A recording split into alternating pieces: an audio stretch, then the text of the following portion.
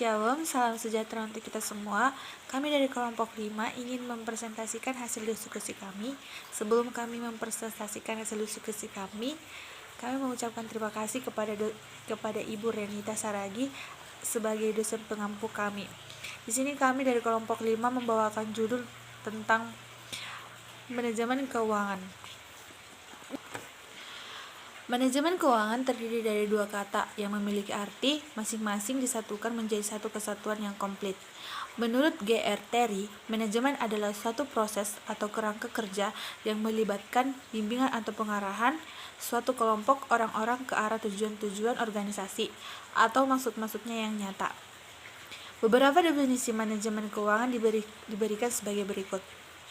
Yang pertama, Liefman mengatakan, manajemen keuangan adalah usaha yang menyediakan uang dan menggunakan uang untuk mendapat atau memperoleh aktiva. Yang kedua, South Husna mengatakan, manajemen keuangan adalah manajemen terhadap fungsi-fungsi keuangan.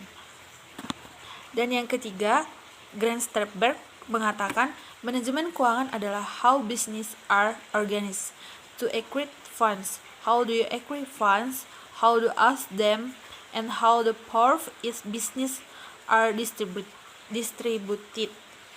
Yang keempat, James von Home mengatakan bahwa manajemen keuangan adalah segala aktivitas yang berhubungan dengan pemerolehan atau pendanaan dan pengelolaan aktiva dengan tujuan menyeluruh. Yang terakhir, Bambang Rianto mengatakan, manajemen keuangan adalah keseluruhan aktivitas perusahaan yang berhubungan dengan usaha, mendapatkan dana yang diperlukan dengan biaya yang minimal dan syarat-syarat yang paling menguntungkan, beserta usaha untuk menggunakan dan tersebut sebisa mungkin. Yang berikutnya mengenai tujuan manajemen keuangan. Tujuan manajemen keuangan adalah untuk memaksimalkan nilai perusahaan. Tujuan normatif manajemen keuangan adalah maksimalkan kemakmuran pemegang saham, yaitu memaksimalkan nilai perusahaan seperti yang pertama, tujuan memaksimumkan kemakmuran pemegang saham dapat ditempuh dengan memaksimalkan nilai perusahaan. Yang kedua, manajemen harus mempertimbangkan pedoman dalam pengambilan keputusan yang mempertimbangkan faktor risiko. Yang ketiga, manajemen harus mempertimbangkan kepentingan pemilik, kreditor, dan pihak lain yang berkaitan dengan perusahaan. Memaksimalkan kemakmuran pemegang saham lebih memakan pada aliran kas daripada berisi tentang pengertian akuntansi. Yang terakhir, tidak mengabaikan sosial objektif dan kewajiban sosial seperti lingkungan eksternal, keselamatan kerja, dan keamanan produk. Yang berikutnya, fungsi manajemen keuangan. Yang pertama, perencanaan keuangan. Perencanaan keuangan ialah manajemen keuangan yang berfungsi untuk membuat rencana pemasukan dan pengeluaran serta kegiatan-kegiatan lainnya untuk periode tertentu. Yang kedua, penganggaran keuangan. Manajemen keuangan berfungsi menjadi tidak lanjut dari perencanaan keuangan dengan membuat detail pengeluaran dan pemasukan. Yang ketiga, pengelolaan keuangan. Dengan adanya manajemen keuangan, maka perusahaan dapat menggunakan dana untuk memaksimalkan dana yang ada dengan berbagai cara. Yang keempat, pencairan keuangan. Dalam hal ini, manajemen keuangan berfungsi mencari dan mengkomputasi sumber dana yang ada untuk operasional kegiatan perusahaan. Yang kelima, penyimpanan keuangan. Manajemen keuangan berfungsi mengumpulkan dana perusahaan serta menyimpan dana tersebut dengan aman. Yang keenam, pengendalian keuangan. Dalam hal ini, manajemen keuangan berfungsi untuk melakukan evaluasi serta perbaikan atas keuangan dalam sistem keuangan dan perusahaan. Yang terakhir, pemeriksaan keuangan. Manajemen keuangan berfungsi untuk melakukan audit internal atas keuangan perusahaan yang ada agar tidak terjadi penyimpangan. Tugas pokok manajemen keuangan.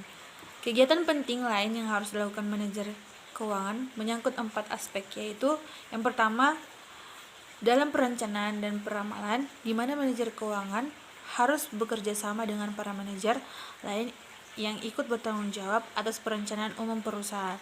Yang kedua, manajer keuangan harus memutuskan perhatian pada berbagai keputusan investasi dan pembiayaan, serta segala hal yang berkaitan dengannya.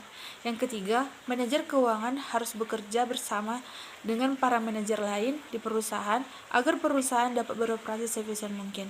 Yang keempat, menyangkut penggunaan pasar uang dan pasar modal. Manajer keuangan menghubungkan perusahaan dengan pasar keuangan, di mana dana dapat diperoleh dan surat berharga perusahaan dan diperdagangkan. Yang ketujuh, prinsip manajemen keuangan. Manajemen keuangan bukan hanya berkutat pada seputar perencanaan akuntansi. Dia merupakan bagian penting dari manajemen program dan tidak boleh dipandang sebagai salah satu aktivitas tersendiri yang menjadi bagian dari pekerjaan orang keuangan. Ada 7 prinsip dari manajemen yang harus diperhatikan. Yang pertama, konsistensi. Yang kedua, akuntabilitas. Yang ketiga, transparansi. Yang keempat, kelangsungan hidup. Yang kelima, integritas. Yang keenam, pengelolaan. Yang ketujuh, standar akuntansi. Yang terakhir, aktivitas manajemen keuangan. Manajemen keuangan berhubungan dengan 3 aktivitas, yaitu yang pertama, aktivitas penggunaan dana. Yang kedua, financial asset. Yang ketiga, aktivitas pengelolaan aktivitas. Dan yang terakhir, mengenai analisa sumber dana dan penggunaannya. Analisa sumber dana atau analisis dana merupakan hal yang sangat penting bagi manajemen keuangan. Analisis ini bermanfaat untuk mengetahui bagaimana dana digunakan dan asal pemerolehan dana tersebut. Pada umumnya, rasio keuangan yang dihitung bisa dikelompokkan menjadi 6 jenis, yaitu yang pertama, rasio likuiditas. Yang kedua, rasio leverage.